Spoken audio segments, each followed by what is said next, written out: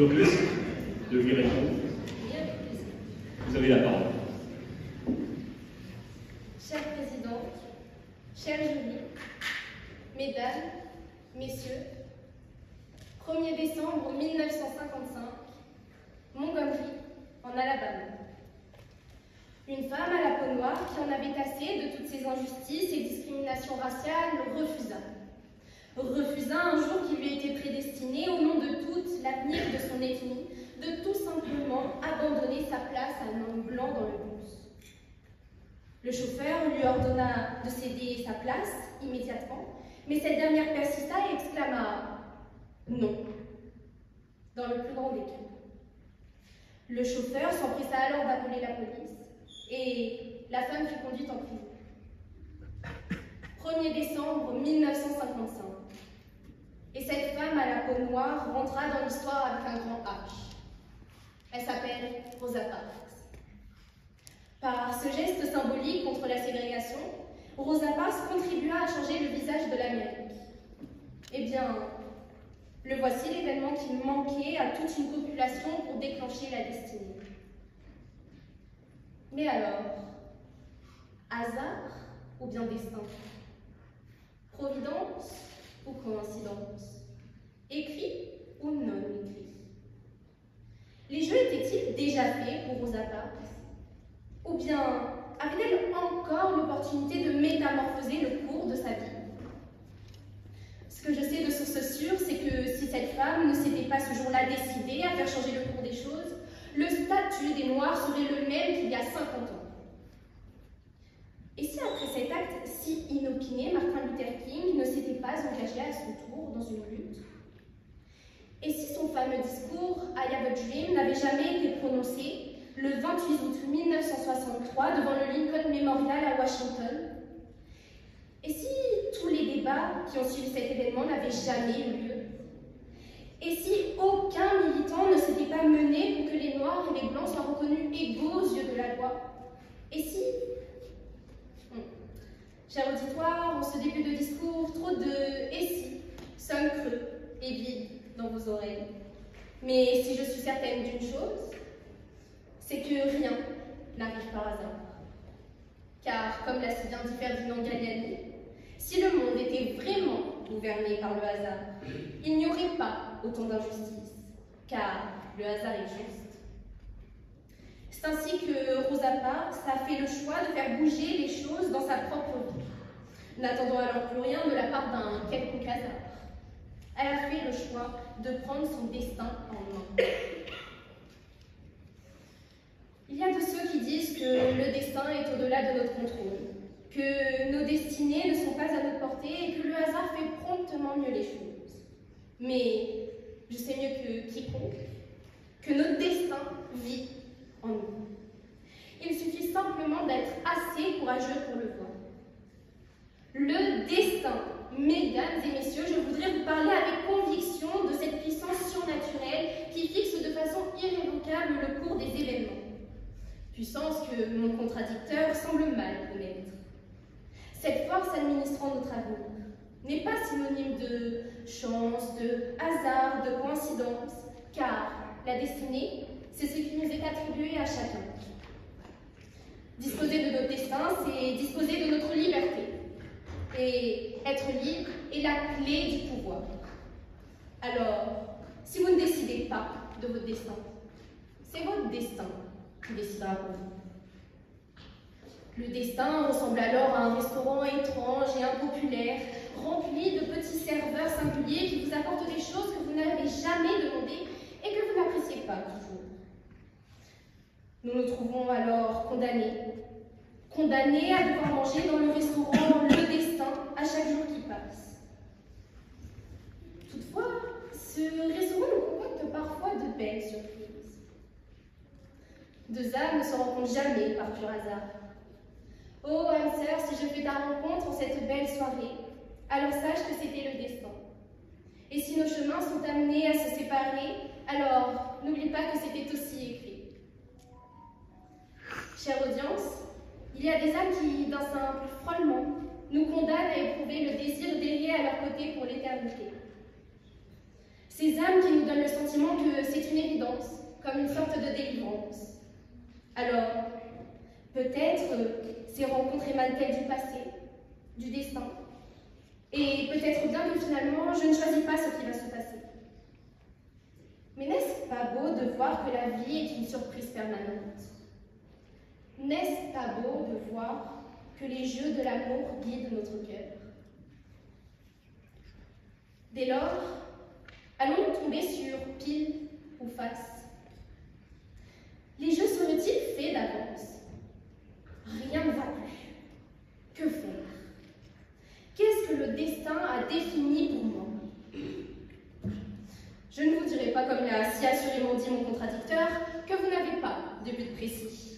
Non, nous avons tous un but dans la vie. Même si nous nous efforçons toujours de comprendre ce qu'il en est, il nous est prédestiné. Quand j'ai décidé au mois de décembre que je participerais à la sélection de mon lycée pour ce concours d'éloquence, je provoquais sans même le savoir ma destinée. Alors que je l'ai reconnu ou non, je marchais droit vers mon but, qui est de me tenir aujourd'hui, en ce mercredi 6 mars, devant vous afin de vous déclamer mon discours. Le déterminisme. Ô toi, philosophie de vie, qui pense que tout ce qui arrive est un effet de cause qui le précède, qui pense que tout est logique et rationnel. Ô toi qui nous laisse penser que nous disposons de notre libre arbitre. Nous donnons ainsi le sentiment d'être libre en ignorant les causes derrière chacune de nos actions, faisant croire à plus d'un que lorsque les dés sont lancés, rien ne va plus. Ô toi, déterminisme, qui nous détermine par nos actions passées, notre environnement, notre cerveau et tous les autres facteurs qui influent sur nos actions.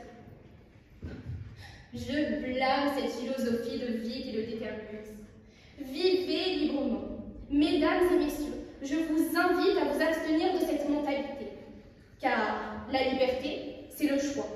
De se dire que ce ne sont pas nos conditions qui nous construisent nos vies, mais nos actions. Nous ne savons pas de quoi est faite la vie. Alors, n'allez pas penser que votre passé déterminera votre futur. La clé est la liberté. Car la liberté, c'est accepter et être conscient de son absence de déterminisme.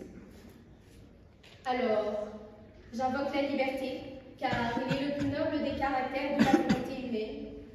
Celui qui te permet de faire tes propres choix, de débuter ou d'arrêter les jeux. Et surtout, cette liberté permet de te déterminer toi-même. La vie est un jeu rempli d'épreuves et de conquêtes. Donc, ne te laisse pas attrister par les défis constants que nous inflige la vie. Chaque problème a sa solution. Qu'importe les choix qui s'offrent à toi, qu'ils te semblent inenvisageables, effroyables, repoussants, terrifiants, ose prendre des risques. Ose prendre des décisions. Ose bousculer ton calme train de vie. Ose te confectionner le plus beau des avenirs. Ose manifester ton destin. N'attends plus que quelqu'un prenne le contrôle des ficelles de ta vie, car tu regretteras que rien n'aille comme tu le désires.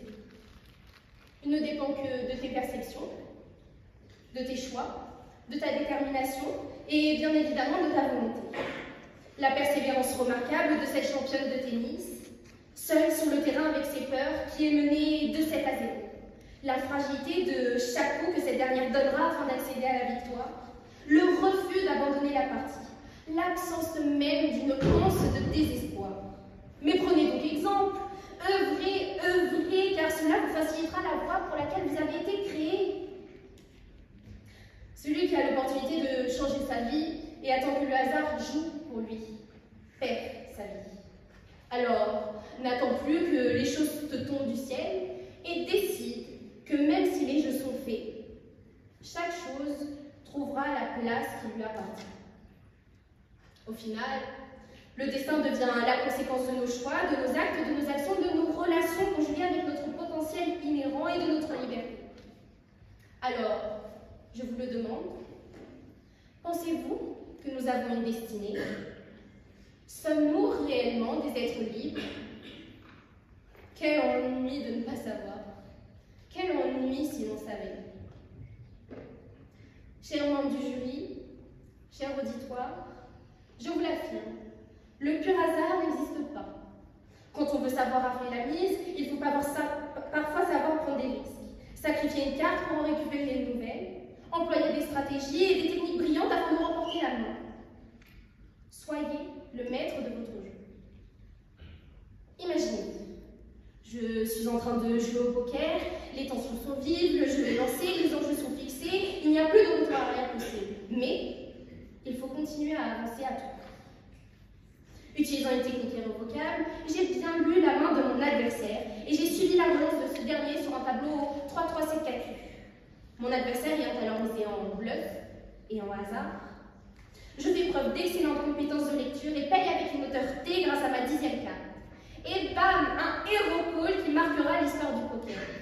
Et mieux encore, qui marquera mon histoire, ma propre vie. Alors, même si je sais que toutes ces mises vous semblent bien trop complexes et risquées à jouer, il faut les tenter. Car nous n'avons rien à perdre. Mesdames et messieurs, ces techniques ont fait leur preuve, car elles ont un véritable poids dans le jeu du poker, au même titre que la manière dont nous agissons dans la vie. Je vous invite donc à décider dès maintenant quel sens vous souhaitez donner à votre vie, plutôt que de vous soucier de ce qui peut ou non arriver. Car le destin de l'homme réside dans sa liberté de vivre sa propre vie à sa manière. Alors, je terminerai cette plaidoirie en citant Schopenhauer, qui disait « Le destin met les cartes et nous jouons ». Eh bien, qu'attends-tu, chère audience? Je t'en supplie, joue les cartes de ta vie. Ne rate désormais plus ne serait-ce qu'un moment de ta vie, de ton existence, de ta destinée. Notre liberté est la plus belle chose dont nous disposons. Alors, n'attends plus que la force du hasard vienne guider ta vie. Car ce que tu fais de ta liberté